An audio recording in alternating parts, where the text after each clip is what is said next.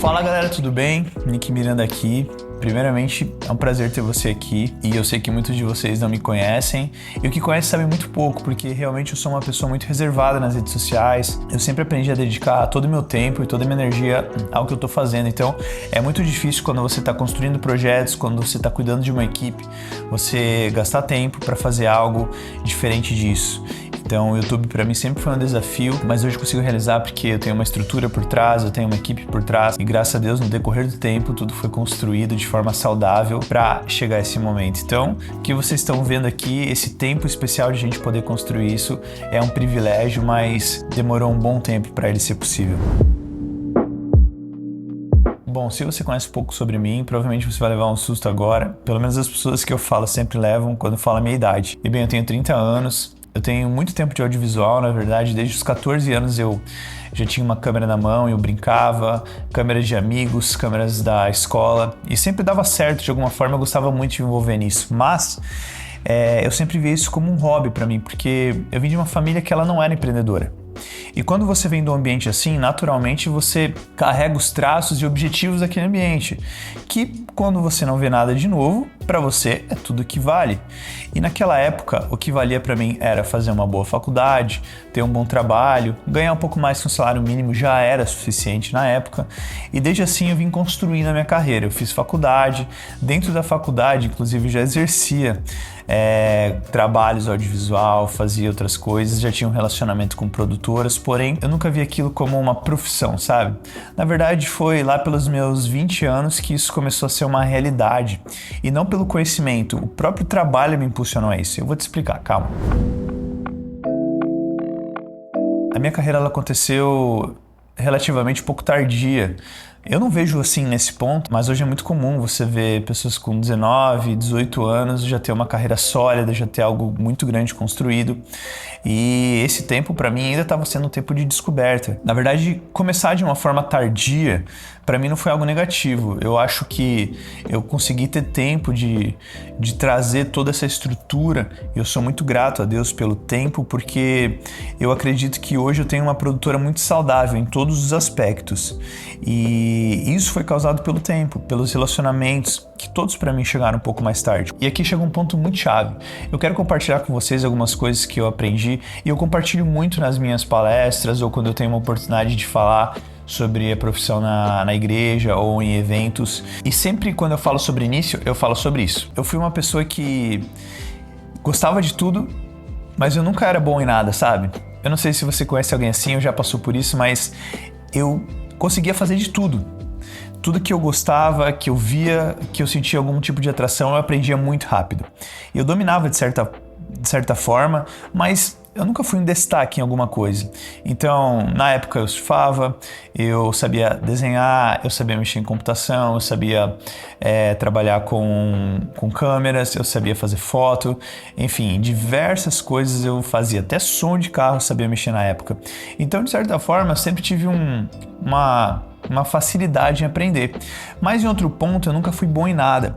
Isso, até os meus 20 e poucos anos, começou a me causar uma indignação. Poxa, no que eu vou ser relevante? No que eu vou ser bom? E nisso eu fui seguindo. Até um determinado momento que eu comecei a definir alguns pontos para poder seguir um caminho. E é aqui que eu comecei a estudar sobre o caminho certo que você deve seguir. A gente começa com os assistentes, depois a gente tem os especialistas e depois a gente tem os diretores. Os assistentes são as pessoas que não têm um domínio sobre algo, mas elas são muito participativas. São aquelas pessoas muito proativas, que gostam de se envolver, mas você sabe que de certa forma elas não geram uma certa aptidão. Talvez pelo comodismo, talvez pela sensação de que, sabe, já estou mexendo na minha área, tá tudo bem. Essas pessoas elas são fundamentais, mas elas são assistentes.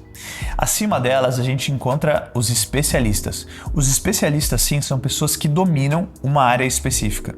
Então, você pode ver dentro do audiovisual, por exemplo, os operadores de câmera, os diretores de fotografia, e em muitas outras áreas você consegue perceber essas pessoas. Mas o problema dessas pessoas é que elas não conseguem gerenciar o todo. Elas são muito boas naquilo que elas fazem. Então, elas se tornam especialistas no que elas fazem, mas apenas no que elas fazem.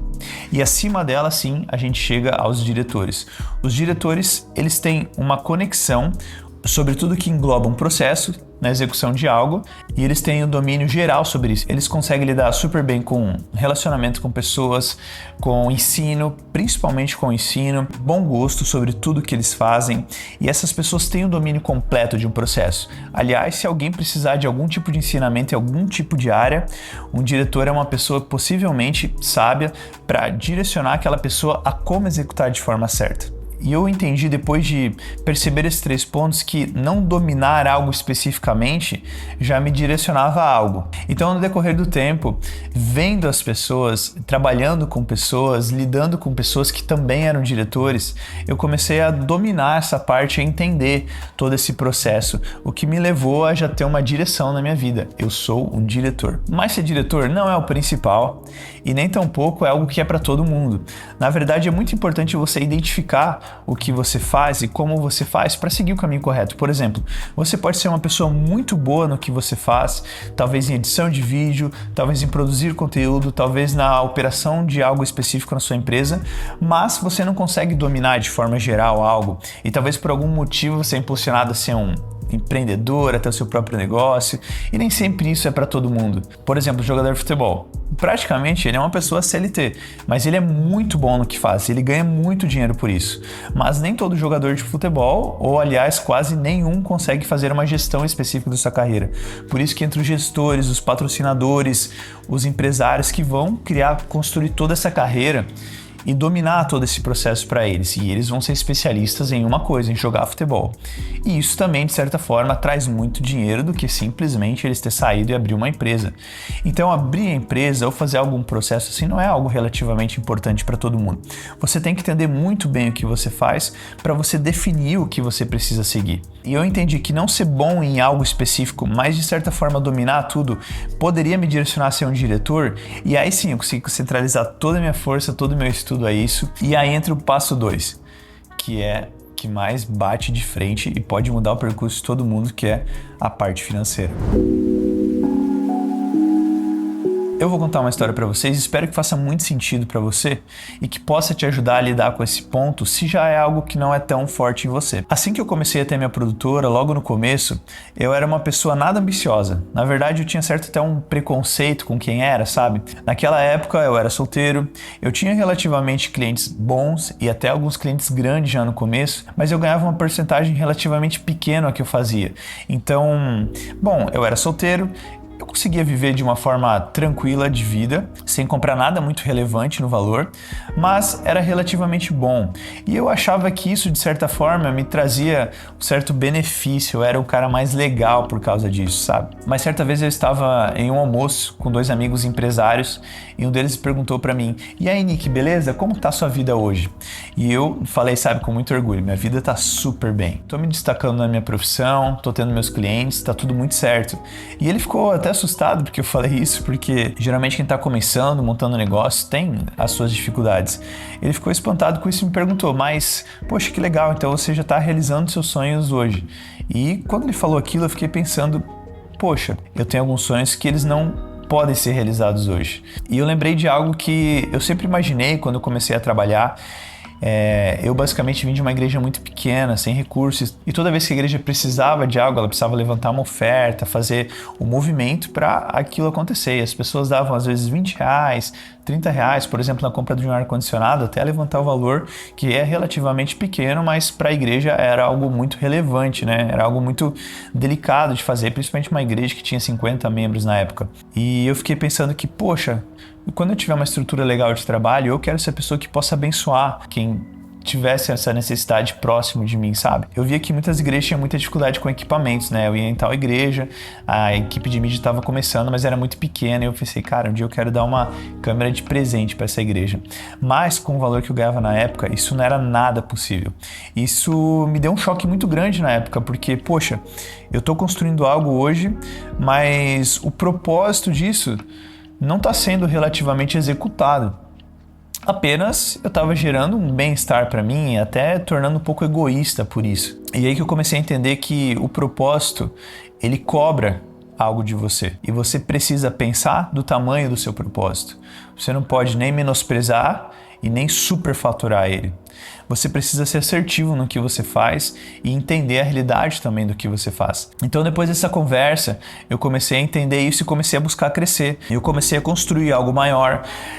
Eu sempre achava que uma produtora que tivesse poucos funcionários era mais fácil de lidar. E para abraçar esses novos projetos maiores, eu precisava colocar a equipe. Tudo isso foi causando um desafio muito grande na minha vida. E foi causando um reboliço gigante. Eu tive que reaprender a lidar com tudo isso. Eu tive que tomar uma postura muito diferente, em que eu estava confortável, que era ter uma equipe pequena e lidar com projetos que até podem chegar a 40 pessoas dentro de um projeto. Isso para mim na época era surreal. Quando eu entendi realmente isso, que tinha algo maior e que eu poderia lidar com algo maior, eu comecei a cair de cabeça como diretor e realmente fazer valer a pena tudo que eu estava fazendo. Então eu aprendi que a ambição ela é importante, mas ela precisa trabalhar dentro do seu propósito. Deus, ele abraça projetos, mas também é importante você pensar como empreendedor. Se você está gerando algo e Deus vai assinar esse projeto, você também precisa entender que esse projeto tem que ser 100% agradável a ele, tem que ser dentro dos objetivos que ele também tenha. Então não adianta você ter um projeto super egoísta e querer contar com Deus para que esse projeto aconteça. Então ter um propósito muito claro e principalmente um coração justo sobre isso vai fazer com que você consiga conquistar coisas maiores. E você também precisa entender o tamanho disso. Às vezes o que você está pensando hoje pode ser muito pequeno para o tamanho do seu propósito. Então é importante você sempre ter essas medidas, mas o principal de tudo é você ter um coração ensinável, arrependido e principalmente ter amor. Quando você une todas essas coisas, eu tenho certeza que muitas coisas vão começar a destravar na sua vida. Esse foi um tempo muito especial para mim, que mudou totalmente meu começo. E eu espero que faça muito sentido isso para você, que você tenha aprendido algo com isso. E eu também gosto de compartilhar algo que faça sentido para você. Não adianta algo ser muito específico para mim e não fazer sentido para você. Todo mundo vai se encaixar em uma dessas três áreas. Ou um assistente, ou um especialista, ou um diretor. E todo mundo, para seguir essa carreira, precisa ter um propósito muito claro. Então, você juntando todos esses pontos, tenho certeza que vai abrir sua cabeça, principalmente para ter uma cultura de vida saudável dentro de todos esses aspectos e principalmente respeitando todos os princípios. Então é isso, espero que tenha sido um vídeo muito especial para você, como foi para mim, e em breve tem mais conteúdo por aqui. Tamo junto, valeu!